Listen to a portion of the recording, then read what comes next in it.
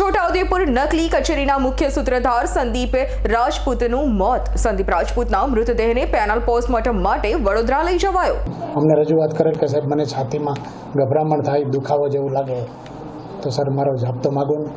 એટલે એને સેજ પરસેવો વરેલો જોતા આપણે ગંભીરતા સમજી પોલીસ જાપ્તો ન માગીને તાત્કાલિક સારવાર મળે તે હેતુથી જેલના કર્મચારી હાજર સ્ટાફમાં સુબેદાર કક્ષાના જેલ જાપ્તા સાથે જેલના વાહનમાં એને વધુ સારવાર માટે સિવિલ હોસ્પિટલ મોકલી આપેલ હતા, જ્યાંથી આશરે 18-25 કલાકે ટેલિફોનિક વર્ધીથી અમને સુબેદારે જાણ કરેલ કે ડૉક્ટર ફરજ પરના ડૉક્ટર બેને મજકૂર આરોપીને મરણ ગયેલા જાહેર કરેલ છે।